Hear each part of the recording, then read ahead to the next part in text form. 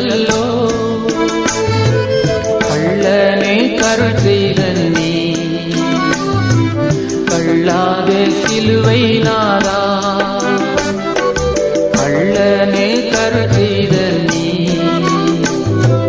கள்ளாத சிலுவை நாதா ஆவி மாறியாளையும் நன்றியற்ற பேருவையும் அருள் செய்த ஆண்டவனே கிருபை கூரென்னையனே அருள் செய்த ஆண்டவனே கிருபை கூரென்னையனே. கர்த்தருக்குள் அன்பானவர்களே, அனுதினமும் கிறிஸ்துவுடன் தியான வேலைக்கு உங்களை அன்புடன் அழைக்கிறோம். இன்றைய தியானத்திற்கான வேத வாசிப்பு ஆதியாகமம் 3ஆம் அதிகாரம் வசனங்கள் 1 முதல் 8 வரை.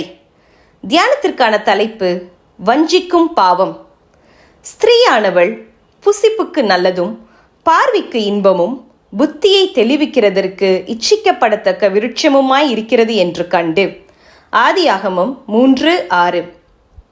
ஒரு கோப்பை பாலில் ஒரு துளி விஷத்தை கலந்து விட்டால் என்னவாகும்? நாம் பால் என்று எண்ணி அருந்துவோம். அது நம்மை கொன்றுவிடும். இதுவே வஞ்சகம். காகத்தின் வாயில் உள்ள வடையை பறிப்பதற்காக நீ அழகான பறவை என்று காகத்தை புகழ்ந்து பாடல் பாடச் சொல்லி தந்திரமாக நரி கேட்க, காகமும் பாடுவதற்கு வாயை திறக்க, வடையும் கீழே விழ நரி வடையை எடுத்துக்கொண்டு ஓடியது. இது சிறு வயதில் நாம் படித்த கற்பனை கதை. ஆனால் இன்றைய காகம் வடையை தன் காலில் பிடித்து கொண்டு பாடியதாம். நயவஞ்சகமாய் பேசி அல்லது செயற்பட்டு சமயம் பார்த்து அடிப்பதுதான் தந்திரம். இவை இரண்டுமே நம்மை பாவத்தில் அகப்படுத்தும் வலைகளே.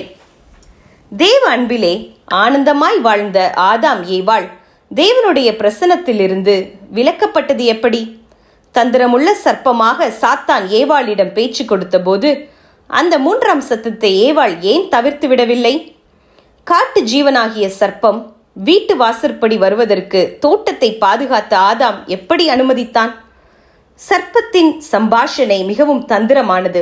மனிதனில் பரிவு கொண்டது போல சர்ப்பம் பேச, ஏவாளும் பதிலளிக்க பிரச்சனை ஆரம்பமானது. விஷம் கலந்த சர்ப்பம் தூய பால் போல பேசியது. நீங்கள் சாகவே மாட்டீர்கள், தேவர்களைப் போல மாறலாம் என்று ஆசை காட்டியது. ஏவாள் பேச்சில் மயங்கினாள். அந்த பேச்சில் கலந்திருந்த விஷத்தை அவள் உணராதிருந்தாள்.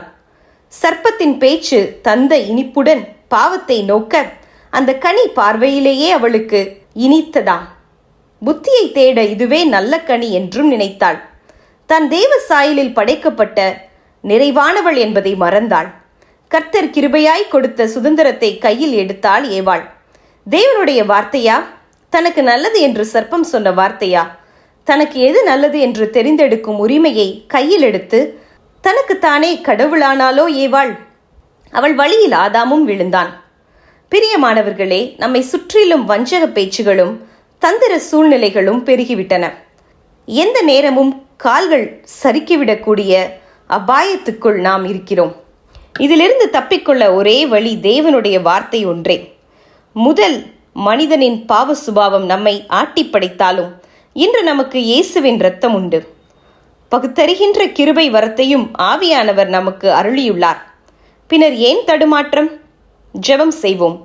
அன்பின் கர்த்தாவே, பிசாசின் தந்திரங்களை பகுத்தறிந்து கொள்வதற்கும் என் காலடிகள் வழுவாதபடி என் நடைகள் உமது வழிகளில் ஸ்திரப்படவும் உமது பாதத்தில் எங்களை அர்ப்பணிக்கிறோம். ஆமேன்.